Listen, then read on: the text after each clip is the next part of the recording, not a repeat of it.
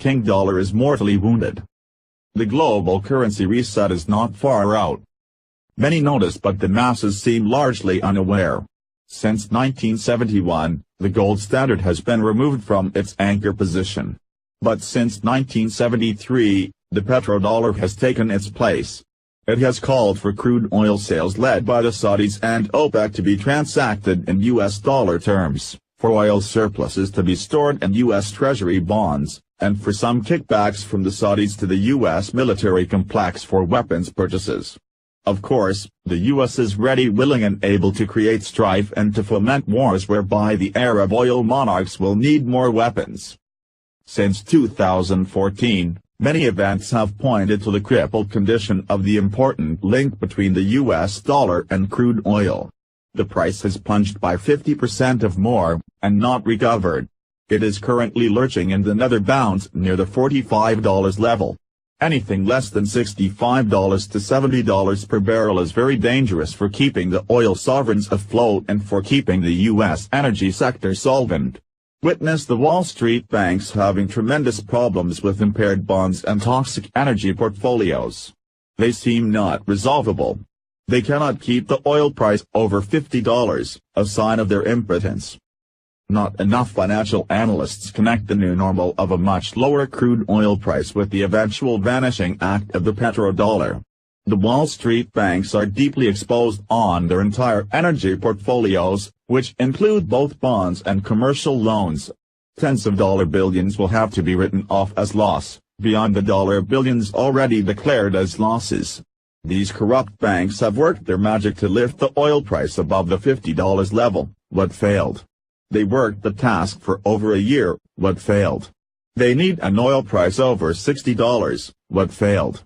The Saudis did not help the cause, by their ongoing extra output to finance their filthy Yemen war. The Saudis earned the anger of their OPEC partners, especially the Gulf Arab allies. The Wall Street banks deeply resent the Saudis for this deed, but the U.S. military complex loves the Saudis. The other Arab oil producers also harbor consider rancor toward the Saudis, who really have no friends in the entire Persian Gulf region. They are so worthy of a palace coup, which would bring clamors of rejoicing in many corners of the West if it were to occur. The day might be close. The Saudi warrior prince just made more enemies in-house with the push to become crown prince. The dozens of half-brothers will plot against him. Many analysts believe an internal collapse in Saudi land cannot occur, due to control by the royals of the key factions like the military and religious center. Keep in mind that bankruptcy has a way of sweeping factions aside. A failed Aramco stock deal could trigger some internal battles, and reveal the bankruptcy in addition to the lies on national oil reserve wealth. The kingdom's bankruptcy could become a major topic soon, as the jackass has been harping on. Be on the lookout for a strange suspicious death event for the king, which could trigger violent episodes from rival half-brothers, many of whom have had their families cut out of wealth distribution, confiscation, for decades. Petrodollar is dead. The petrodollar is a dead standard. The important functional parts, such as the derivative machinery, have been dismantled over the last 4 years. A key hint on the massive rift between the U.S. and Saudis was the contrived legal prosecution cases with the big Swiss banks. It seems the Swiss simply bent over and took it in the rear flank from the Washington neocon criminals. No precedent exists for the U.S. government to sack control of the sovereign nation's big banks like what happened with UBS and Credit Suisse. Pay no heed to the formal charges of tax evasion and Iran sanction violations. These were pretexts for stealing the Arab gold and Swiss bullion banks. Notice that a year later, the Saudis worked to move hidden gold hoards into the safe confines of Deutsche Bank. The threads are complex, since the Qataris pulled their funds out of the bank, thus rendering it more exposed. Some of the most convincing evidence of a dead-defunct petrodollar is the multiple fronts of war to defend the U.S. dollar. Back in 2005, the jackass wrote often about how in several years the king dollar will be defended by war. It is here. Right here, right now, the numerous hotspots rage with war, sanctions, and boycotts within the Arab monarchies. The jackass regards sanctions as a clear indication of failed foreign and economic policy. A crystal clear observation is that unity behind the US dollar is gone. The failure of the petrodollar is a signal to all countries to bail out on the USD and to find a better linkage for commerce and banking. The Eurasian trade zone does precisely that on both fronts. Fractured Gulf monarchies. The recent events within the Gulf region have been extremely disruptive. Clearly the region is permanently fractured. The battles between the Saudis and Qataris date back to conflict over the Muslim Brotherhood and events in Egypt.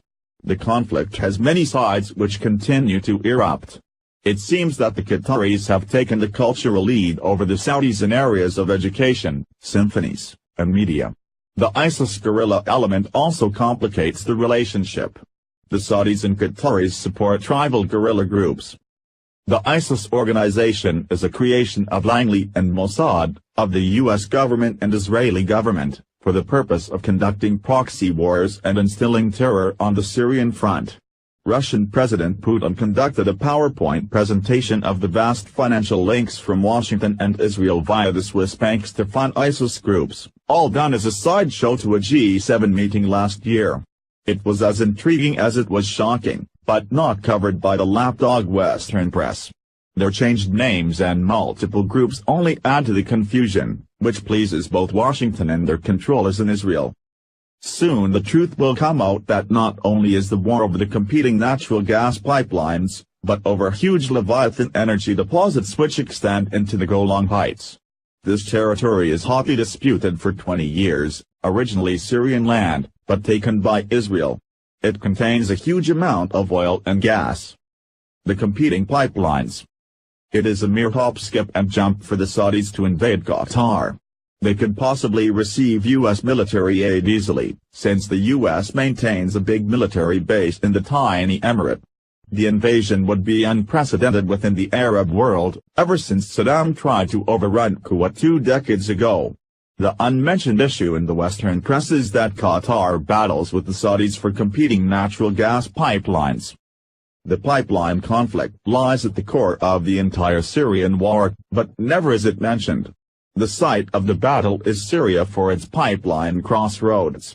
The press refuses to mention energy pipelines, and surely refuses to mention that Israel lusts for full control of the giant Leviathan energy deposit in Syria, primarily located in the Golan Heights. Saudi Arabia tends to disrupt all Arab natural gas pipelines in favor of crude oil supply. Qatar is a leading LNG producer, and Saudi Arabia does now want Iranian gas competition. Russia supports the Iran pipeline, while the United States supports the Qatar pipeline. The ISIS guerrillas are in the mix, run by the Langley and Mossad offices. The rest is noise.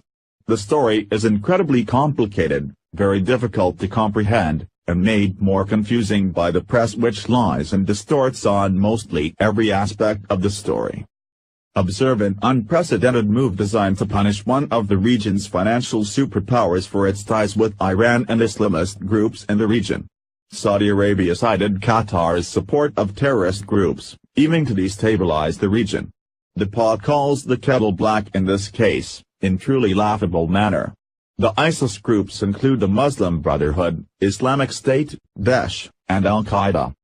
The reality is that several ISIS guerrilla groups operate in Syria and Iraq, which are at odds. The comedy seems to be a battle of whose terrorist groups are better and more honorable, when none preach any Muslim religious tenets at all, just theft, profit, rape, violence, and pilferage. An alarming but true factor is that the ISIS guerrillas actually recruit men, with the promise of permitted rape of women under their protection in the captured towns. The Western press does not mention this either, while they feature the false video events of beheadings, with no blood squirts. The overarching issue is the pipeline, since their potential source of tremendous income at a time when the crude oil decline has rendered great harm to all Gulf nations. The object is supplying energy to Western Europe.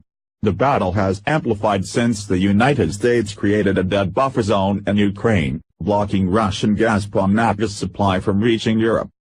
The Russians reacted by diverting the pipeline construction process through Turkey, with some delays. The leaders in Ankara are more than willing to cooperate, since the US-led failed coup attempt in 2016 emboldened Turkish President Erdogan. The US government must be frustrated and angry that every foreign policy initiative since 9/11 has been a miserable failure. It does not stop them from making the next mistake, since they learn nothing. Arrogance, corruption, and aggression are a bad mix. This map tells it all. Israel and the United States via Qatar want to stop the Iranian pipeline at all costs. The Russians support the Iran gas pipeline, while the Chinese buy nat gas from Iran. The little players are always crushed in the middle, as Iraq and Syria find themselves in the crossfire. Tiny Qatar has some potent friends, and is more astute than Assad in Syria from the start. Note the Qatar pipeline pathway does not enter Iraq, but remains in Saudi Arabia, cutting through Jordan, and entering Syria. The U.S. government objective is to destroy the entire nation of Syria, more genocide as standard operating procedure. The competing nat gas pipelines are at the heart of the dispute, the conflict, and the war, yet the pipelines are never mentioned in the Western press. The propaganda continues to spew nonsense about sectarian violence and Assad's nerve gas events which never occurred. The long-standing established purveyor of nerve gas has been the United States, dating back to the Iran-Iraq 20-year war. The Russian military presence raises the war risk, but it assures the defeat of ISIS. Tiny Qatar shines bright. Qatar is in the middle of the GCC countries. It has tried to pursue an independent foreign policy.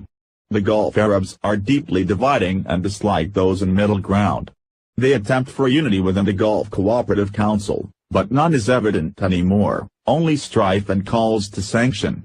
Qatar's geopolitical importance is far-reaching, not only for its vast wealth, but because Qatar is one of the biggest producer of liquefied natural gas.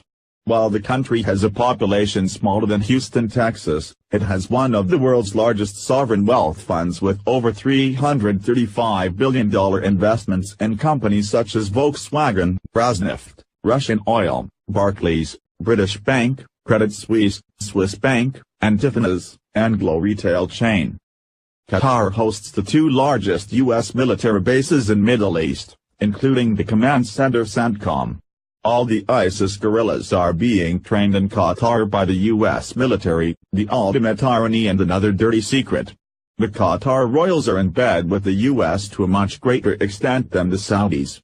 Another irony in a series of ironies is that the Saudis might find themselves off man out with respect to the U.S. military and Arab oil monarchs. Suddenly Qatar stands to lose a huge amount in future natural gas sales to Europe, as the Russian-Turkish pipeline comes into view. In the Jackass opinion, this action indicates the Saudis are parting ways with the United States in bizarre fashion, notwithstanding the fanfare of the supposed $350 billion weapons deal over 10 years. The U.S. military has a giant hub in Qatar. The U.S. has supported the Qatar pipeline. The Saudis are attacking Qatar. The Jackass forecast is that the U.S. government will seek détente with Iran, permit the Iran nat gas pipeline construction, under Russian aegis, and work toward peaceful coexistence. The U.S. government realizes it cannot wage war with Iran, overrun the country illegally like it did with Iraq under Saddam. Also, Iran has tripled the Iraqi population. The Iran pipeline will represent a core element of the dual universe of a dollar world coexisting with an RMB world. The Iranians will work to use the Chinese RMB, the Russian ruble, and even the euro currencies for payment of natural gas shipments. Eventually, the introduction of the gold trade note will emerge, all under the Iranian commercial shadow. More irony since the U.S. slapped sanctions on Iran 3 years ago. Saudi lust for reserves. The Saudis might lust after the Qatari reserves, with steep arrogance of ambition amidst their own bankruptcy and ruin. The precedent has been set in concrete in just the past 2 years. The Riyadh royals in the Saudi kingdom have been striving to steal the vast energy deposits located in Yemen, which the Western press refuses to mention. The volumes are gigantic, and the geology is shared by the two countries located on the same Arabian Peninsula. Only small press leaks have been seen in the British press, actually it's alternative press. The Saudi Deputy Crown Prince Mohammed bin Salman, MBS, clearly has his focus on the ailing Saudi economy, its depleted reserves, and failing stature. The Saudi kingdom is bankrupt, made a crippled player by the deflated crude oil price, which results in much lower oil revenue. The Saudis have introduced their first sovereign bond offerings, a confirmation of deficit build-up. They continue to waste and squander huge amounts of money in their filthy dirty war in Yemen, complete with regular ugly war crimes like bombing civilian hospitals, marketplaces, and schools. Such bomb runs never make headlines in the Western press, only fabricated Syrian bomb runs. The Saudi military even deploys the infamous phosphorus bombs which burn people alive at 10,000 degrees Fahrenheit. The U.S. military tested such heinous bombs in Ramla, Iraq a few years ago. An invasion and takeover of Qatar could restore the Saudi stature, according to the lunatics in charge of the palace. Such invasion must be supported by the U.S. military, since it has giant stations in Qatar. If truth be told, Prince Salman needs a cyanide cocktail, some grapes, a couple lap dances in the desert, and a promise of paradise with virgins. His ambition is noted along with the imminent ruin of the Saudi kingdom, one more angle to consider in the complex Gulf region. The big change agent issue is that Qatar altered course, no longer aligned with Saudi gas pipeline strategies. The Emir in Qatar flipped into the Iran gas pipeline camp, firmly entrenched based upon recent developments. The clueless, wrong-footed and deeply deranged U.S. government is trying to force more costly natural gas purchase upon Western Europe by engaging in a failed strategy of pipeline obstructions. The Washington neocon bird brains are trying to sell Western Europe a supply whose volume is far less than what the Europeans require. They will opt for Russian and Iranian adequate supply, and remove all U.S. efforts at obstruction. The two vital cogs to the petrodollar for over 40 years have been Saudi Arabia and the United Arab Emirates. The former is broke on oil reserves, the latter broke on forex reserves. The UAE is so pathetically lost and broken, that it has resorted to asset thefts under royal guidance within their fractured banking system. The situation is so bizarre and broken, that the Saudis and Emirates of UAE have had a few hot war episodes in the midst of the ugly Yemen war. The two Arab stalwarts fought a fierce battle to control the Aden airport. Apparently, the UAE mercenaries won the airport but the Saudis wanted it for air sorties and logistics. The Arabs never come to agreement on anything, as seen in OPEC with fights over nameplates and lunch menus. But they all agree on the Vienna prostitutes elections. Massive currency foundation void? In ancient times, the societies had the wisdom to use salt as currency, since it was tangible. Later, gold and silver were discovered and used effectively as money.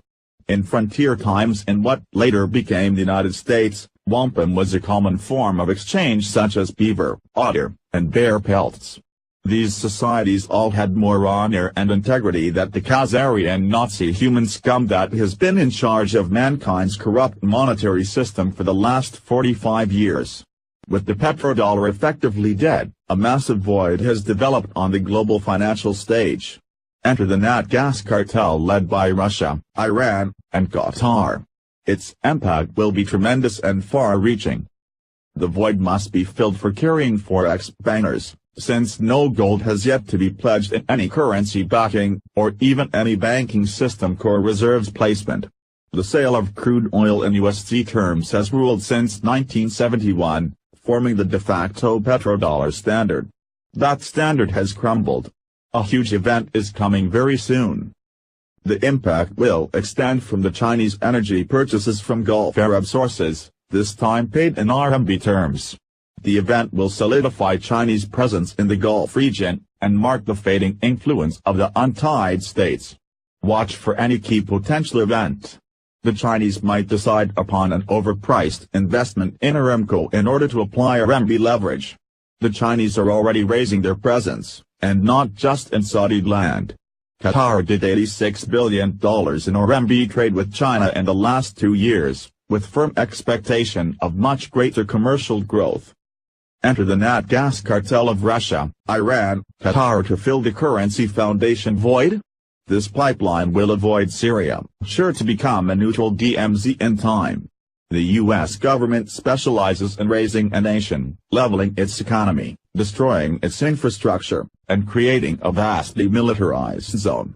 Much precedent exists. Qatar is huge in LNG, linked to Germany and Russia for technology expertise. Iran is on the verge to surpass Qatar in natgas output. They work cooperatively though. Iran and Qatar share a giant natgas field in the Persian Gulf. It is called the South Pars Field by Iran, and called the North Dome Field by Qatar. The offshore deposit is a natural gas condensate field located in the Persian Gulf. It is by far the world's largest natural gas field, with shared ownership by Iran and Qatar. They will not go to war therefore on a jointly owned project with significant investment to date. Incredibly, the gas field is estimated to contain 36 trillion cubic meters of natural gas. It currently has significant production, led by Qatar Petroleum and South Pars Gas Company, with increases soon expected after French Total entered into a €5 billion contract. As footnote, it should be noted that Iran has a mini LNG construction contract with South Korea for further interior production. The nat gas cartel will not be USD-based. Payments will be Chinese RMB, the Russian ruble, and later the gold trade note. The connection with Western Europe assures usage of the euro currency eventually. The introduction of the gold trade note will set the tone for the Eurasian trade zone payment system and resulting financial structure. The giant output supply to Western Europe, combined with Russian-Turkish flows, will alter the balance of geopolitical power. The Ukraine obstruction will become a sideshow of irrelevance and a tribute to U.S. warmonger brutality. The brewing U.S.-Germany trade war shows the fractures at work over Nord Stream 2, which drive home the point that the U.S. government has lost control and lost power, in addition to prestige and influence.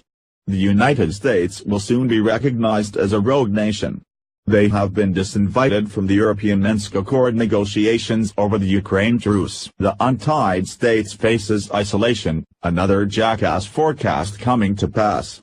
The isolation will accelerate, given the gradual revelations of chemtrail poison, GMO food alteration of human chromosomes, laced vaccines with actual viruses, and gas fracking water contamination, among other crimes against humanity. Geopolitical realities. The US dollar failure in the Middle East is a signpost for every country to bail. The series of wars to defend the crippled toxic USD is a signpost for every country to seek a better leading partner. Europe cannot survive without the One Belt One Road cornucopia of dollar billion contracts and ample projects. All trade goes through China and Russia, who lead the Eurasian trade zone formation and provide its SCO security blanket, which will rival NATO. An important factor, causing consternation to the propaganda artisans in the West, is that Russia is a net debt-free nation while US is bankrupt and cannot save itself. Germany was bounced from Turkey, which now is splintering off the NATO family of warmongers and heroin distributors.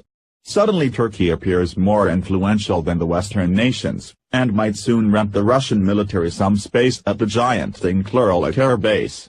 The petrodollar failure gives Iran, Qatar, and Russia the primary hand. The U.S. government sanctions on Russia no longer mean anything. European nations are working to restore relations commercially in defiance. The U.S. government sanctions against Iran backfired. It produced the gold for oil sale with India. The global currency reset is not far out. The pricing in financial markets is dictated by derivatives solely for the purpose of keeping the too-big-to-fail banks solvent. The U.S. Fed's hypermonetary inflation, better known euphemistically as CP, is designed to keep these big broken banks liquid. Without the derivatives of bond purchases, the big banks would all be in failure mode like those in Spain and Italy. But the United States is the exceptional nation.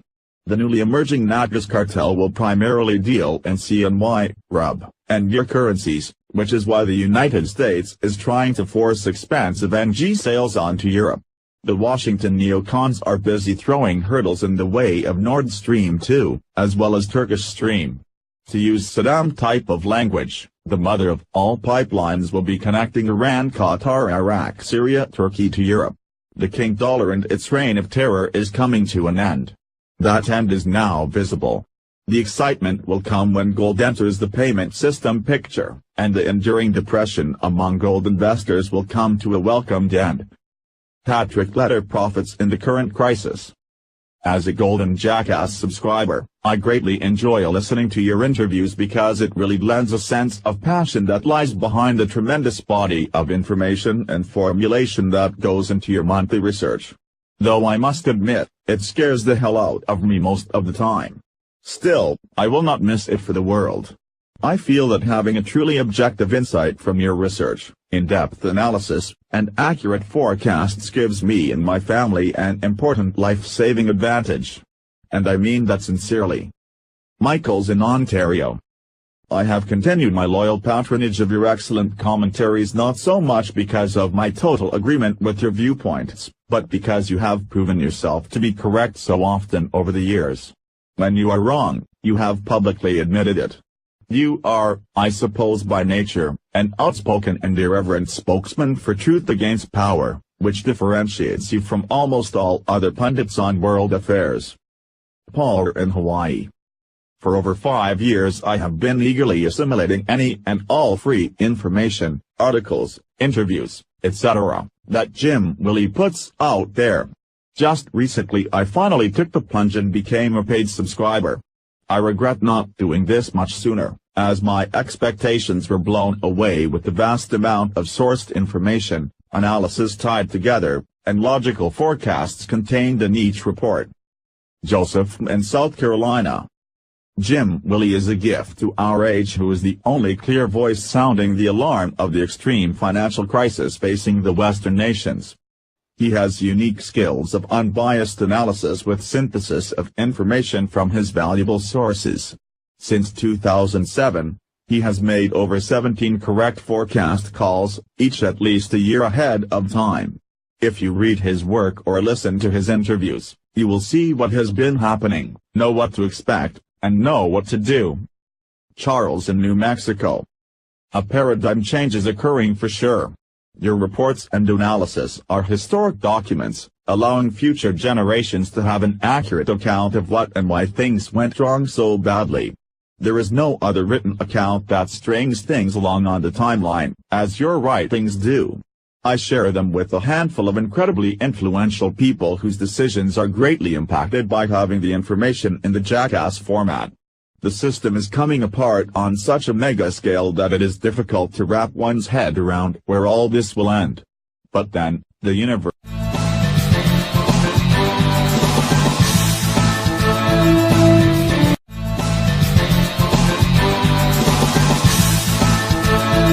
Palace coup, which would bring clamors of rejoicing in many corners of the West if it were to occur. The day might be close. The Saudi warrior prince just made more enemies in-house with the push to become crown prince. The dozens of half-brothers will plot against him.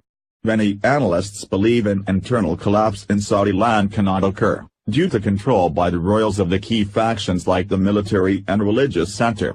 Keep in mind that bankruptcy has a way of sweeping factions aside. A failed Aramco stock deal could trigger some internal battles, and reveal the bankruptcy in addition to the lies on national oil reserve wealth. The kingdom's bankruptcy could become a major topic soon, as the Jackass has been harping on. Be on the lookout for a strange suspicious death event for the king, which could trigger violent episodes from rival half-brothers, many of whom have had their families cut out of wealth distribution, confiscation, for decades.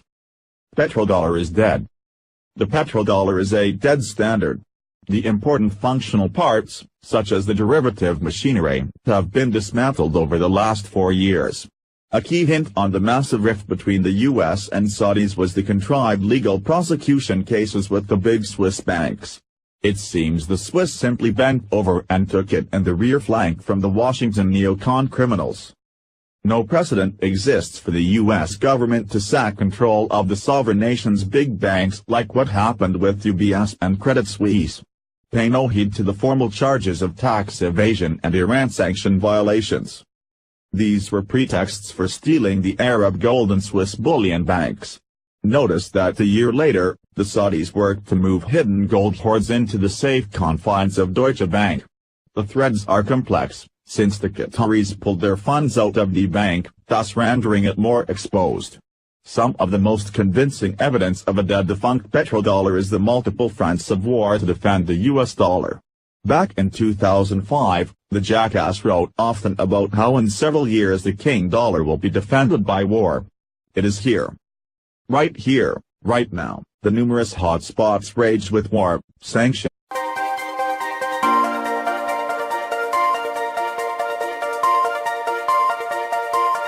Audio Jungle.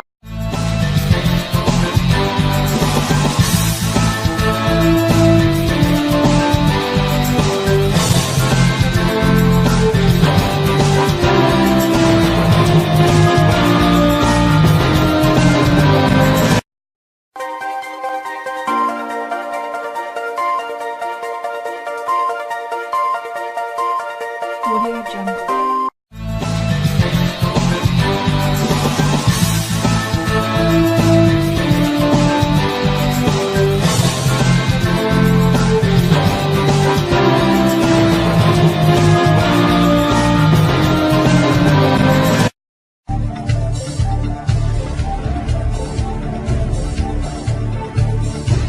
The king dollar is mortally wounded. The global currency reset is not far out. Many notice but the masses seem largely unaware. Since 1971, the gold standard has been removed from its anchor position. But since 1973, the petrodollar has taken its place. It has called for crude oil sales led by the Saudis and OPEC to be transacted in US dollar terms, for oil surpluses to be stored in US Treasury bonds, and for some kickbacks from the Saudis to the US military complex for weapons purchases. Of course, the US is ready, willing and able to create strife and to foment wars whereby the Arab oil monarchs will need more weapons. Since 2014, many events have pointed to the crippled condition of the important link between the US dollar and crude oil. The price has plunged by 50% or more, and not recovered. It is currently lurching in the nether bounds near the $45 level. Anything less than $65 to $70 per barrel is very dangerous for keeping the oil sovereigns afloat and for keeping the U.S. energy sector solvent. Witness the Wall Street banks having tremendous problems with impaired bonds and toxic energy portfolios. They seem not resolvable. They cannot keep the oil price over $50, a sign of their impotence. Not enough financial analysts connect the new normal of a much lower crude oil price with the eventual vanishing act of the petrodollar. The Wall Street banks are deeply exposed on their entire energy portfolios, which include both bonds and commercial loans. Tens of dollar billions will have to be written off as loss, beyond the dollar billions already declared as losses. These corrupt banks have worked their magic to lift the oil price above the $50 level, but failed. They worked the task for over a year, but failed. They need an oil price over $60, but failed.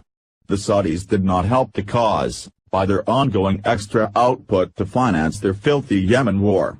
The Saudis earned the anger of their OPEC partners, especially the Gulf Arab allies.